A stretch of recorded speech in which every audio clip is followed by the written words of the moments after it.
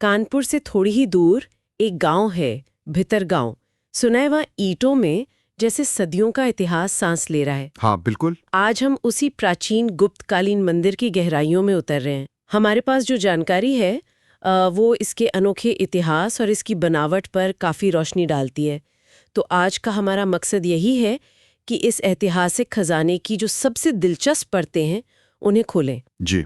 सुना है ये सिर्फ एक और पुराना मंदिर नहीं है, बल्कि शायद भारत की सबसे पुरानी बची हुई पूरी तरह ईंटों से बनी मंदिर संरचनाओं में से एक। हाँ ये बात बिल्कुल सही है। ये तो अपने आप में बड़ी हैरान करने वाली बात है। बिल्कुल। और ये हमें सीधे गुप्त काल में ले जाता है, अच्छा। जिसे अक्सर भारतीय इतिहास का स्वर्ण युग भी कहा जाता है ना। हाँ हाँ बिल्कुल, कला विज्ञान। जी, खासकर कला और वास्तुकला के नजरिए से। तो जानकारी यही है कि ये मंदिर लगभग 5वीं शताब्दी के आसपास बना था। 5वीं शताब्दी। हाँ, सोचिए उस दौर की इंजीनियरिंग और कला का एक कैसा नमूना होगा। स्वर्ण युग, और वो भी ईंटों की वास्तुकला में। आमतौर पर तो हम पुराने भव्य मंदिर मतलब पत्थर से बने हुए सोचते हैं। सही बात है। तो फिर इस मंदिर की सबसे खास मतलब सबसे अलग बात क्या है? जैसा आपने अभी कहा, इसका मटेरियल ही इसे खास बनाता है। अच्छा, ये पूरी तरह से पकी हुई ईंटों से बना है। पकी हुई ईंटें। जी हाँ। उत्तर भारत में उस काल के मतलब आप सोचिए करीब 1500 साल पुराने बाप रे। इतने सुरक्षित ईंटों से बने मंदिर मिलना लगभग नामुमकिन सा है। ज्यादातर तो खैर समय के साथ नष्ट हो गए।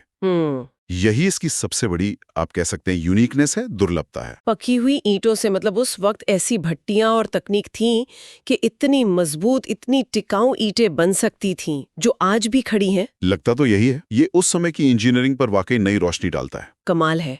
अच्छा, इसकी शैली नागर शैली बताई गई है। ये क्या होती है और क्या मंदिर के कुछ हिस्से आज भी इस शैली को दिखाते हैं? हाँ, नागर शैली देखिए मूल रूप से उत्तर भारतीय मंदिर बनाने का एक खास स्टाइल है। अच्छा। इसकी पहचान होती है ऊंचे ऐसे कर्व वाले शिखर। कर्व वाले शिखर। जी। और ये दिलचस्प है कि भितरगांव मंदिर का गर्भगृह है। गर्भगृह मतलब वो सेंट्रल कमरा जहां मुख्य देवता की मूर्ति रखी जाती थी। ठीक है। वो और उसका शिखर यानी मंदिर का जो मुख्य टावर जैसा हिस्सा होता है, हाँ, वो काफी हद तक आज भी मौजूद है। अरे वाह। हालांकि जैसा मैंने कहा मूल मूर्ति अब वहां नहीं है। हाँ। पर ये जो ढांचा कड़ा है ना, हाँ। ये उस समय की नागर शैली का एक बहुत शुरुआती और महत्वपूर्ण उदाहरण है। गर्भगृह है और शिखर, वो भी ईंटों से बने हुए। जी हाँ। तो ये जो एक धारणा सी है कि बस पत्थर के मंदिर ही भव्य और टिकाऊ होते थे, ये मंदिर तो उसे सीधी चुनौती दे रहा है। बिल्कुल बिल्कुल। मतलब गुप्त काल के कारीगर ईंटों को भी उतना ही महत्व देते थे और उतनी ही कुशलता से इस्तेमाल करते थे।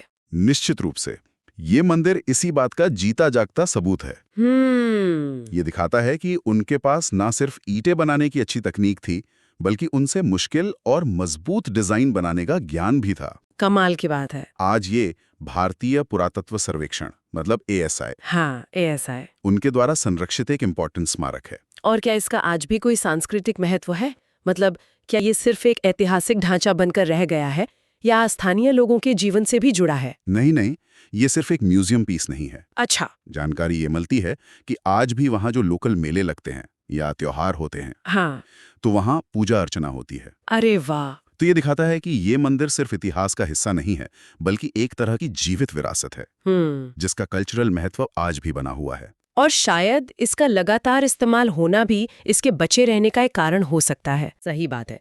तो अगर हम संक्षेप में कहें, भितरगांव का ये मंदिर सिर्फ एक पुरानी इमारत नहीं है। नहीं, ये गुप्तकालीन भारत की इंजीनियरिंग की समझ, उनकी कला, उनकी संस्कृति, इन सब का एक अनमोल प्रतीक है। बिल्कुल। और सबसे बड़ी बात, ये सब कुछ ईंटों से रचा गया और आज भी हमारे सामने खड़ा है, इतने सदियों के बाद भी। बिल्कुल सही कहा आपने। और यहीं से एक गहरा सवाल भी उठता है ना। कैसा सवाल? देखिए, हम ये जानते हैं कि पत्थर की तुलना में ईंटें मौसम की मार से समय के साथ जल्दी खराब होती हैं। हाँ, ये तो है। तो फिर सवाल यह है कि गुप्तकालीन बनाने वालों के पास या शायद बाद के लोगों के पास ऐसी कौन सी खास तकनीक थी या रख रखाव का कोई ऐसा तरीका था, अच्छा, जिसने इस ईंट के ढांचे को भले ही पूरी तरह नहीं पर काफी हद तक 1500 से ज्यादा सालों तक बचाए रखा।